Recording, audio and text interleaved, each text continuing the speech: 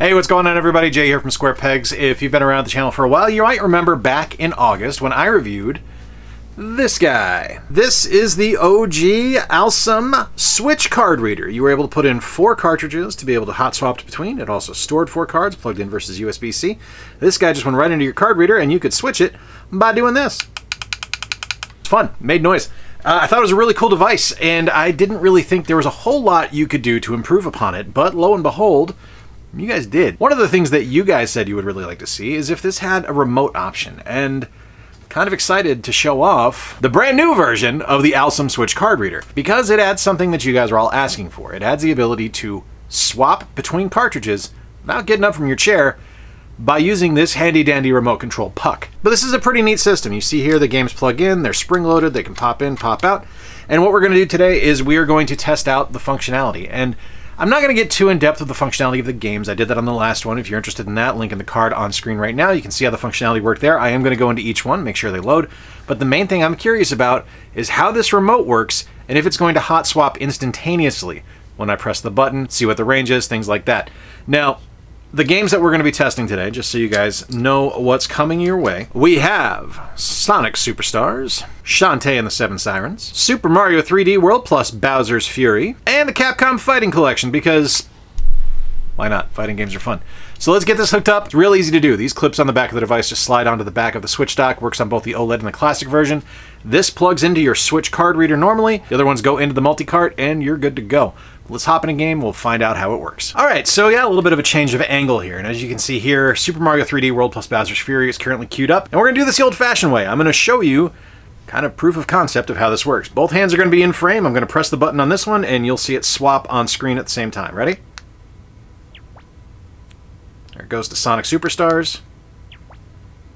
Once again to the Capcom Fighting Collection, and finally over to Shantae and the 7 Sirens, which is pretty awesome. Now, the main question I have is how is the range on this? Because the way my recording studio is set up, I'm literally like 2 feet away from my Switch dock.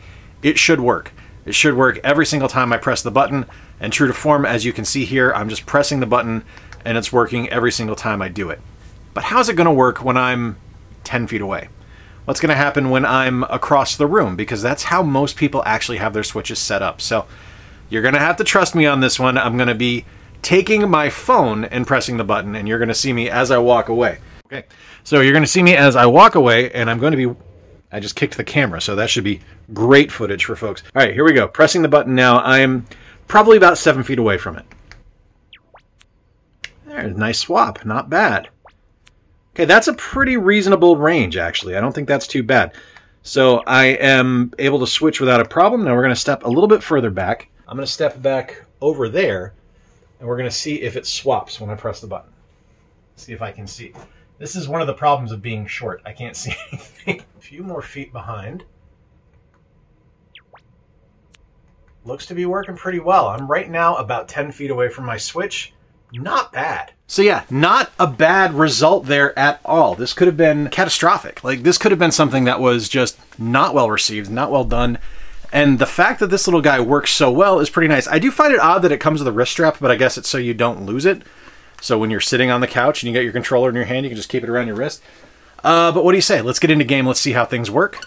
Now, this is going to be pretty basic. There's not going to be anything really complex about these tests. I'm basically just going to hop in game, make sure it works, hop out. You know, I've never actually beaten this one. I've gotten pretty far in it on the Wii U version, but I've never beaten it all the way. I just didn't get to the point where I ever wanted to finish it for some reason.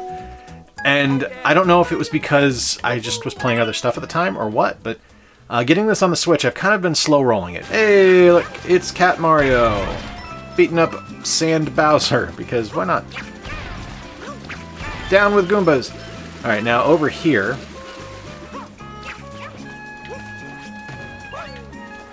you're gonna see me. There you go, give me your money. You know, one of the things that I was always concerned about this particular device with when I initially tested it on the original version was that there might be some delay. And I'm so happy to report that that's just not the case. Like, it's responsive, it's quick. But yeah, I haven't had any issues with the way that the game operates or the way that anything in the game, anything in any of the games I've played functions. And that's a really nice, a really nice thing to say, because, this could have been a hot mess of a situation. I mean, let's be honest here. It's a thing that's going to let you play multiple games at once, and it just works. So I just died. Let's hop over to another game. And one of the things I always want to test when I do this, like I just did here, is when I press the button when I'm in-game, if it actually gives me the proper error message. And it does. It tells me that the game was closed, the software was removed. Press A, and we're back. And now we're into Sonic Superstars. This is one I actually just got for Christmas from my friend Chris, Game Dad, and his wife. And I love it. I'm so stoked. I actually had a very Sonic Christmas, which was nice. I got this and Sonic Frontiers.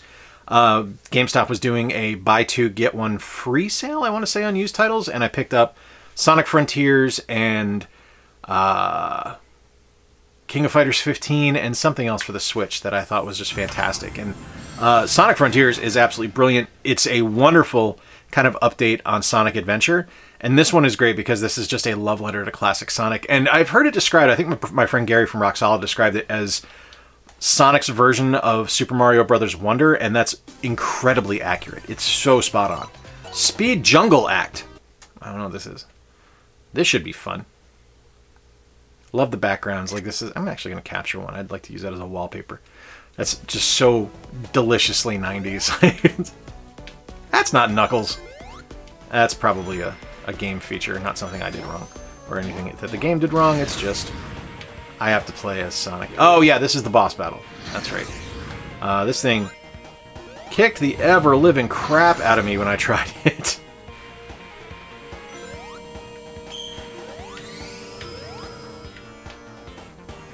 Alright, here we go.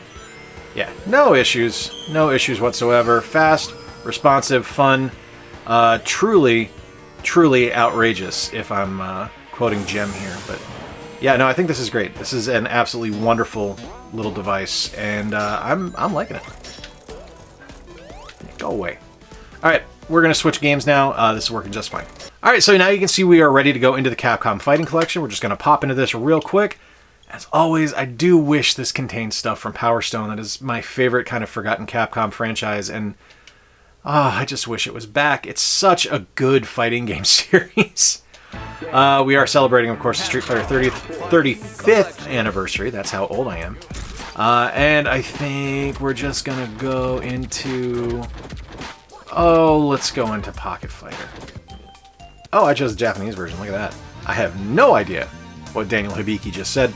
Give me the gems. Give me the gems. I must power up.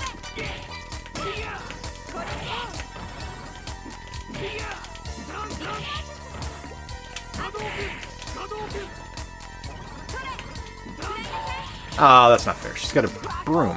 Yep, it's working fine. Plays great.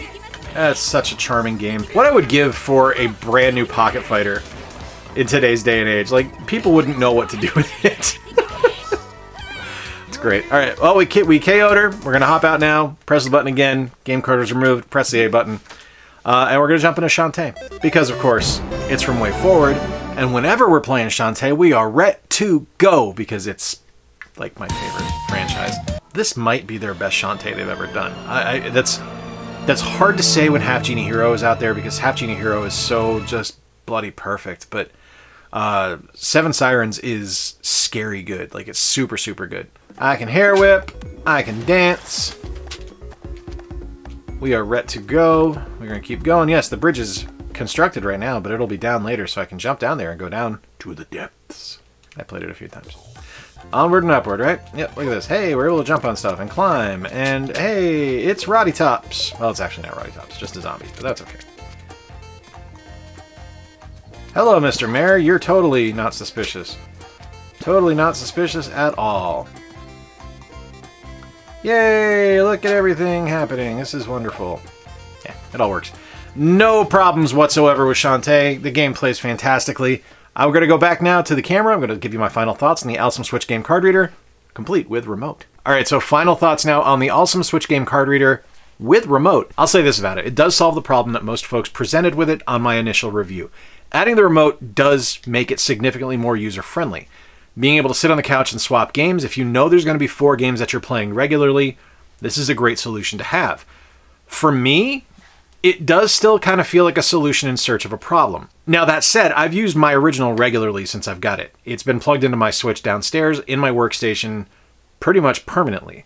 And now I'm going to be moving it upstairs to our Switch in our bedroom because this one will stay down here.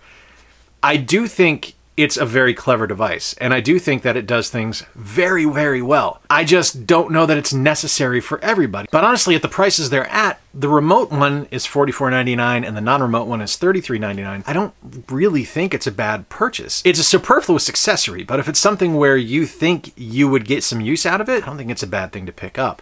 They work really well. They're solidly designed. They function perfectly.